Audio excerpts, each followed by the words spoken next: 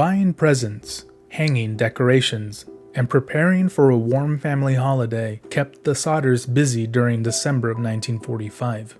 All the while, George and Jenny Sodder, along with their 9 children, counted down the days until Christmas, all to achieve the perfect family holiday and leave perfect family memories. They would come so close yet so far, as the family home went up in flames. As an Italian immigrant, Giorgio Sodder, later George Sodder, was a 13-year-old boy when he and his brother journeyed to the First World in 1895, maybe a bit before the USA became a superpower, even before the First World War, and it was during this time that George grew up in. He landed on Ellis Island, and eventually made his way to Pennsylvania, parting ways with his brother when he decided to return to Italy. It was now George versus the world, and he made his way to Smither, West Virginia, where he became a full-time truck driver, later going on to start his own trucking company.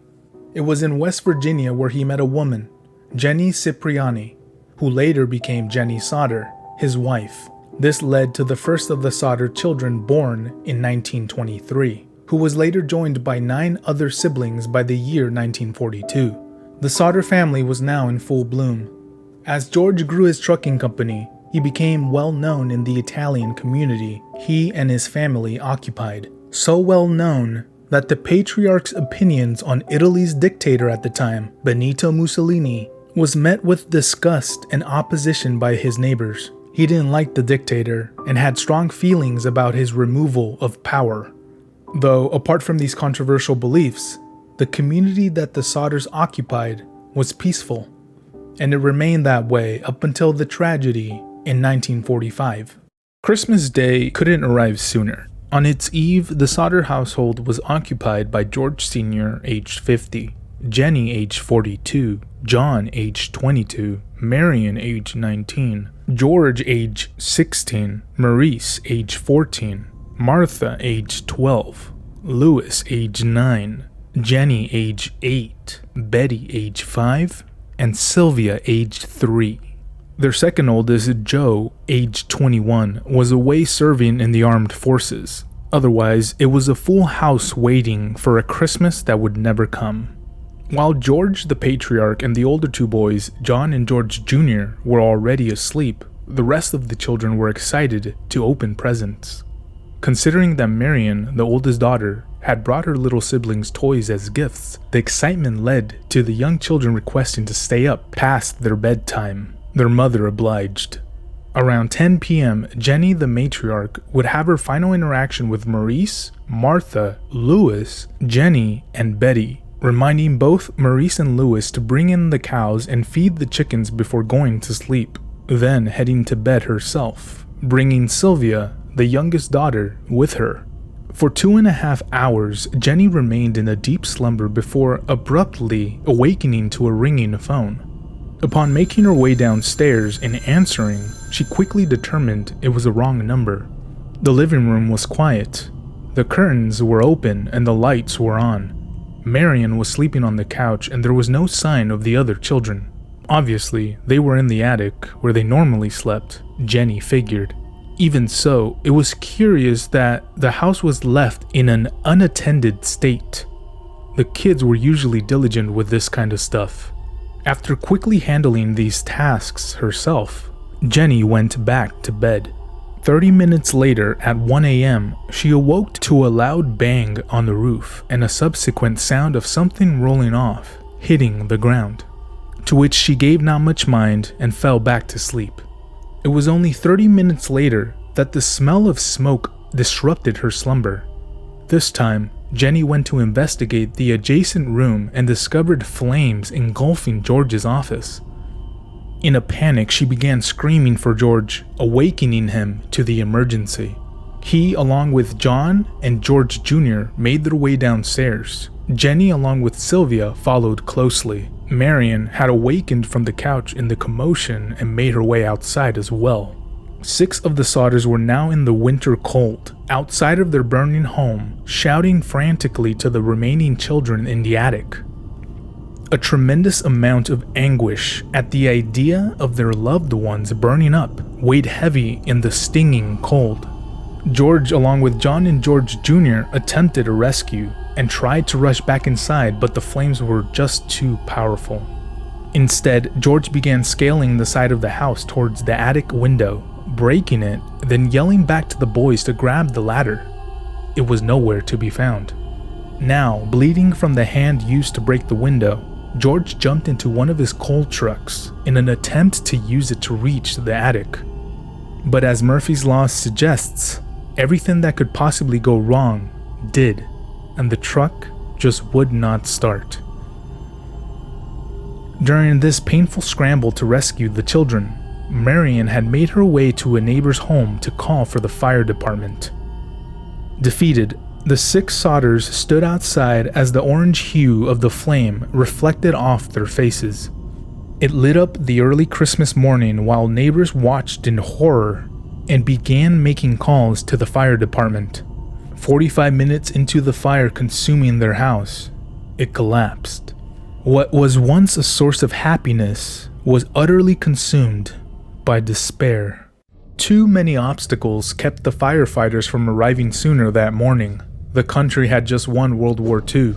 The fire department was short on manpower, and there was no one trained to drive the fire truck. After eventually making it to the Sodder household, 7 hours after their house collapsed, at 8 in the morning, firefighters began searching the burnt rubble. One of those firefighters was Jenny's brother, and by 10 a.m., Chief F.J. Morris informed the family that no remains belonging to the children had been uncovered. How could this be possible? To the Sodders, it wasn't, because it meant that the fire was hot enough to completely incinerate the remains. Yet, all that was left was to wait for the fire marshals to conduct a more thorough search. The wait was too painful. George couldn't stand leaving what remained, driving him to bulldoze 5 feet of dirt over what was left of his beloved home, a basement. A later investigation concluded that the cause of the fire was faulty wiring. This never sat well with the Sodders. Although recovering from such a horrendous experience takes time, the Sodders were doing their best, but they weren't content with how the case was resolved. How could the cause of the fire stem from faulty wiring? Considering that the Sodders' Christmas lights were still on, and George had the house rewired and checked months before the accident, it suggested a lack of correlation with the final result. More strange revelations were made. After recovering the ladder they needed to reach the attic that morning, at the bottom of an embankment 75 feet away, it gave way to the idea that someone had trespassed. A later report from a telephone repairman concluded that the Sodders' phone line wasn't burned through. It was cut at the utility pole, explaining why their phone wasn't working the morning of the fire, and raising the question of who was responsible. To which a man accused of stealing equipment from the Sodder property was detained and later confessed. Neighbors reported they saw him trespassing around the time of the fire. He admitted to having used the Sodders' ladder to scale the utility pole in an attempt to cut the power line, yet cut the phone line instead. Given the circumstances, he believed to be responsible for the fire, but denied it all and was eventually released. Later suspicions arose after Jenny Sodder recalled reading a news report of a family perishing in a house fire. Their remains, however, were all recovered, leading Jenny to test her hypothesis by throwing animal bones into a fire to observe the level of destruction that resulted. The bones always left something behind. Subsequently, contacting a crematorium, inquiring about the process, and being told that even bodies they burn at almost 2,000 degrees Fahrenheit still leave behind remains. There was no way the house fire reached those levels of heat, so where were the remains? It was a question that would haunt them forever. Later developments in early 1946 revealed stranger findings. A bus driver driving past the house that Christmas morning recalled people throwing balls of fire at the house. This correlated with Jenny discovering a hard, dark green rubber ball-like object after the snow had melted. Remember, Jenny heard a loud thump on the roof, followed by something rolling off, and only 30 minutes later, the house fire had begun. George stated it looked like a pineapple bomb used in incendiary combat. Now the idea that the fire wasn't accidental began creeping into the forefront, with George recollecting how the house burned top to bottom. Furthermore, there were witness accounts of seeing the children in the back of a car, staring out the window at their burning house, which later correlated with the waitress's claim of serving the children breakfast the morning of the fire, arriving in the car with Florida license plates. Theories of the Sicilian mafia trying to extort money from George and retaliating when he refused were circled through the town, especially considering witness accounts of seeing those children with 4 Italian adults were brought to light. This was never substantiated, however. Yet, the Sodders were relentless. After building a garden that Jenny tended to for the remainder of her days, they hired a private detective, a C.C. Tinsley.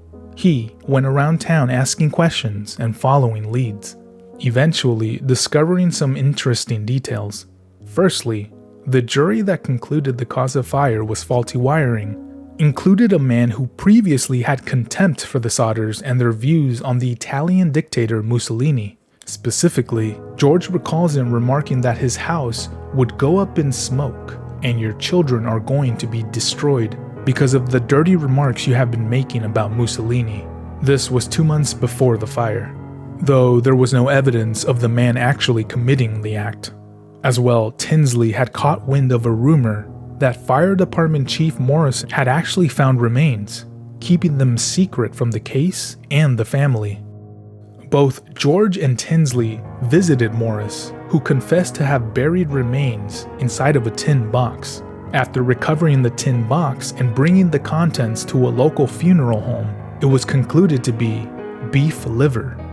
It was an attempt for Morris to give the Sodders a sense of peace had they uncovered it, which seemed excessively inappropriate, though considering that the country had been plunged into war for the past few years, maybe things weren't as normal back then. The years would pass, but the drive to find the children never wavered. At one point in the year 1949, George saw a photo of a group of ballerinas from New York. To him, one of the girls resembled his daughter, Betty, so much so that he drove to the girl's school in hopes that she was his daughter. His requests to see her were denied. Later that year, George persuaded officials to commence another search through the site of the fire, which uncovered bone fragments, specifically lumbar vertebrae. Finally, this had to be a significant lead to finding the truth.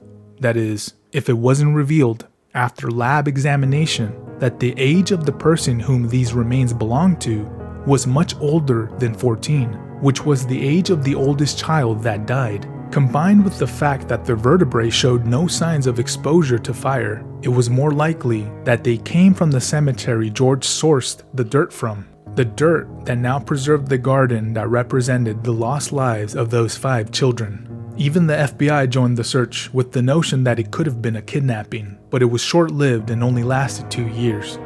Year after year, the thought of what happened haunted the Sodders to the point that it consumed George. Anytime he received some lead with any degree of potential validity, he embarked on a journey of discovery. By 1952, there was a reward of at least $10,000 for any information leading to any one of the children, accompanied by a large billboard depicting the young 5 at the site of the fire and on the freeway. It became a constant reminder of what occurred. In 1967, George ventured to Texas, following a lead from a woman claiming that Louis and Maurice were living somewhere nearby, proven false only after authorities helped George, along with his son-in-law, Grover Paxton, track down the men who denied being the missing kids. We can only imagine the heartbreak George and his remaining family suffered, never satisfied with the idea that they perished in the fire, never accepting that his children's remains were never given a proper place of rest. Later that year, the most credible lead would arrive in their mailbox, a letter addressed to Jenny, mailed from Central City, Kentucky. It contained a picture of a man in his 30s. What stood out was his striking resemblance to Louis, had he survived. On the reverse side of the photo was a message that read, "Louis Sodder, I love brother Frankie, Lil Boys A90132 or 35. This prompted the family to hire yet another private detective to seek out information in Central City. The Sodders would never see or hear from that detective again. Nonetheless, they decided to add the picture to the billboards they were maintaining in hopes of further developments. There were none. In 1968, George would interview with various reporters and go to assert that the lack of information was like hitting a rock wall. We can't go further. Time is running out for us, but we only want to know. If they did die in the fire, we want to be convinced. Otherwise, we want to know what happened to them." He was 72 by this time and didn't move like he used to. George Sodder would pass away the next year, finally resting in peace after decades of searching. Jenny Sodder would live the rest of her days in the family home, wearing black in mourning and taking care of the garden representing the essence of her lost babies. She passed away in 1989, at which point the billboards depicting the 5 missing children were taken down. The rest of the Sodders would go on to continue spreading awareness and responding to leads, never satisfied with how things ended. John Sodder, the oldest son, never pursued further closure after the tragedy, at peace with the idea that his siblings did in fact perish in the flame, and hoping the rest of his family would see it as such. The youngest and last survivor of that generation of Sodders, Sylvia Sodder Paxton, would continue the missions, along with her daughter, in pursuing leads. Sylvia passed away on April 21st, 2001. The truth might forever be shrouded in mystery. What really happened to the Sodder children? Did they perish in the fire? Were they abducted in the night? Was the Italian mafia sending their regards? What isn't unknown is that the Sodder family cherished what they lost, and throughout the remainder of their days gave their all to gain it back. Rest in peace, Giorgio, Jenny, John, Marion, George Jr., Maurice, Martha, Louis, Jenny, Betty, and Sylvia Sodder.